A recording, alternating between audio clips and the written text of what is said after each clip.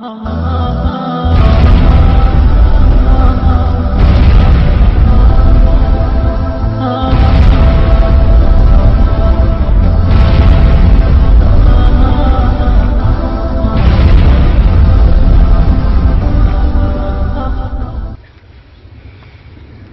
نبی کی سیرت پڑھو اللہ کے واسطے، اپنے نبی کی سیرت پڑھو، اپنے نبی کی زندگی پڑھو اللہ کے واسطے، اپنے نبی کی زندگی پڑھو پڑھو پڑھو، قرآن پڑھو قرآن پڑھو، اپنے حبیب کی زندگی پڑھو، اپنے نبی کا قرآن پڑھو، اہل علم سے تعلق بڑھاؤ کہ ہم الگ فرقہ ہی نہ بن جائیں، علماء کی قدر اپنے، یہ سال لگا ہوا ہے اس کا سال نہیں لگا، یا ہم نے فرق کر کے علماء کی توہین کر دی۔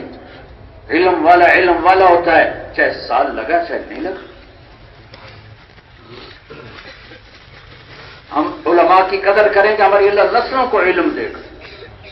میرے باپ نے میری بڑی شدید مخالفت کی، مجھے گھر سے نکال دیا، لیکن میں سمجھتا ہوں اگر کوئی زمین میں کوئی سبب ہے میرے اس طرف آنے کا تو میرا باپ ہی ہے، کہ بہت جاگر طبیعت کے تھے لیکن علماء کی بڑی قدر کرتے تھے، بہت مالی خدمت فقہ کے کرتے تھے۔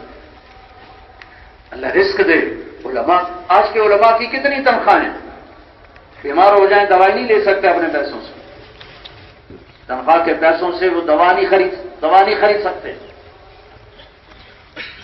ایک مل کا مینیجر مجھ سے کہنے لگا میں اپنے مینیجر کو 50 لاکھ روپیہ مہینے کی تنخواہ دیتا ہوں اور امام مسجد 10,000۔ بھائیو، قرآن اگر گھر میں لانا ہے تو علم والوں کی قدر کرو، ان کی خدمت کرو، ان کو ہدیے دو، ان کو تحائف دو، ان کی ضرورتوں کا خیال کرو۔ کوئی پوچھتے نہیں ان کو، چھوٹی چھوٹی باتوں پہ ذلیل ہوتے ہیں، چھوٹی چھوٹی باتوں پہ ڈانٹ ڈپٹ ہوتی ہے، کبھی مؤذن ذلیل ہو رہا ہے، کبھی امام ذلیل ہو رہا ہے۔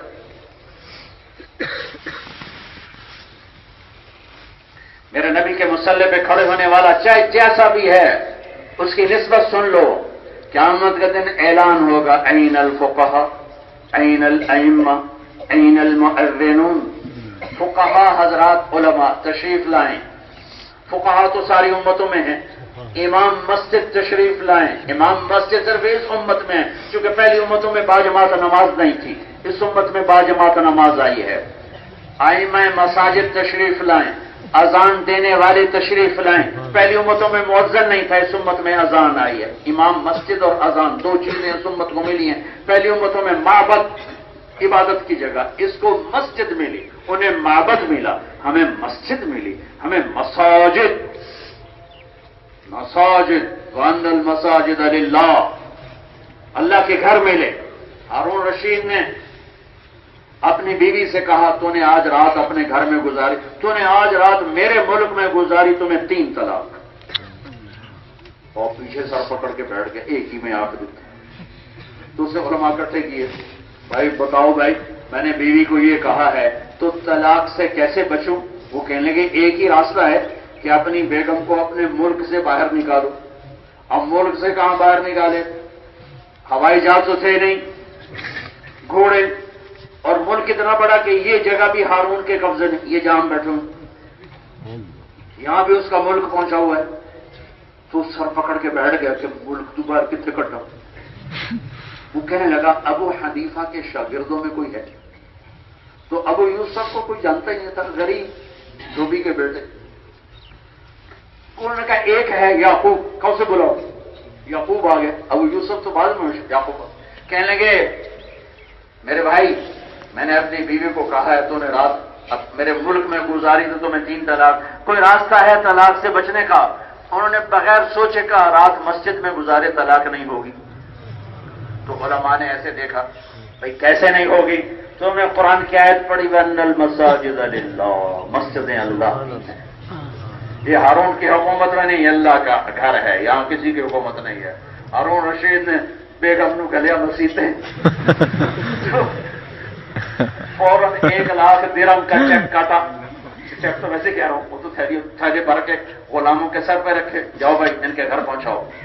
اور وہ چلنے لے کے نہیں، ٹھہرو، پالکی لاؤ، پالکی، وہ پالکی ہوتی تھی بٹھا کے اوپر غلام اٹھا دیتے، پالکی پہ بٹھا کے لے جاؤ. پالکی میں بیٹھ گئے. جب اپنی گلی کے کنارے پر پہنچے نکڑ پر, کہنے کہ پالکی یہاں رکھ دو. ایک واقعہ ہوا تھا چند دن پہلے, وہاں مالدار یہودی رہتا تھا, وہ نجائز تجاوزات شروع سے آ رہی, اس نے اپنی دیوار آگے کر دی, گلی تنگ کر دی. تو امام ابو یوسف نے اس سے کہا بھائی غریبوں کا راستہ تو تنگ نہ کرو. تو اس نے تکبر سے کہا جب تو پالکی میں بیٹھ کے آئے گا تو میں دیوار پیچھے کر دوں. اس نے کہا تھا غریب پھر کہتے ہیں تو کچھ ہوتا نہیں دینا, پالکی کہتے ہیں. تو جب وہ گلی کے آئے نا نکڑ پر, کہنے کا بھائی پالکی یہاں رکھ دو, یہ یہودی کو بلاؤ.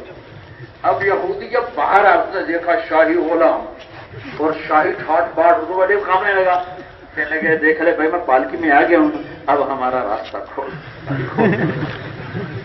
اس امت کو مسجدیں ملی جو اللہ کے گھر بنے, اس کے مسلح پر کھڑے ہونے والا جو ہمارے معاشرے کا بہت گھٹیا فرد ہے, لیکن میرے اللہ کی بارگاہ کا بہت بڑا فرد ہے.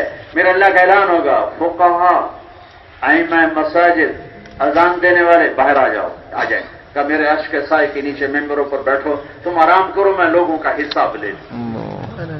بھائیو قرآن سے جڑو. قرآن سے جڑنا ہوگا تو علماء سے جڑنا ہوگا, حدیث سیرت سے جڑنا ہوگا تو علماء سے جڑنا ہوگا, اور ان کی عزت احترام اپنے دل میں بساؤ. یہ ہماری نسلوں میں علم کو لے کر آئے. میں نے ایک دن اپنے باپ سے کہا تھا کہ مجھے تھی مینو ڈنڈے مارے, لیکن میرے اس پاس سے ہمارا سبب تھی آپ ہو, تھی علماء دی قدر ہی بڑی کی تھی. لیکن بھائیو بہت ناقدری کا شکار ہے یہ عظیم طبقہ, یہ عظیم الشان طبقہ بہت بڑی ناقدری کا شکار. جو ان کی ضرورتوں کا خیال رکھے گا اللہ اس کی نسلوں کو نہال کر دے گا.